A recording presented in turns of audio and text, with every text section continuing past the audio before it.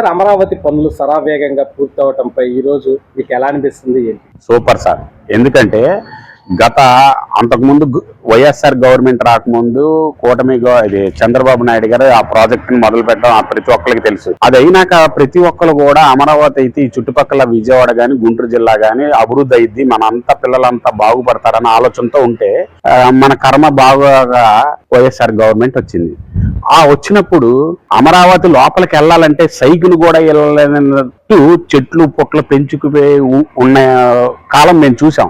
ఇప్పుడు గవర్నమెంట్ వచ్చిన 2.5 సంవత్సరాలు కూడా అవలా సర్వ వేగంగా అమరావతి అవుతున్నందుకు ఇక్కడ ప్రజలకే కాదు ప్రపంచంలో అమరావతి అన్నది ఒక స్థాయిలో ఉండటానికి కూడా ఒక నిదర్శనం అని నేను చెప్పగలుగుతా. ఎందుకంటే మేము రోజు విజయవాడ నుంచి అక్కడికి వెళ్ళడానికి మాకు ఇది వరకు గంట పట్టేది అమరావతికి వెళ్ళాలంటే, ఇప్పుడు 20 నిమిషాలు. ఎందుకంటే ఇక్కడ తాడేపల్లి యువతల ఈ చిన్న ఊరు కృష్ణా బ్యారేజ్ పక్కనే ఒక రోడ్డు సీసీ రోడ్డు వేసారండి.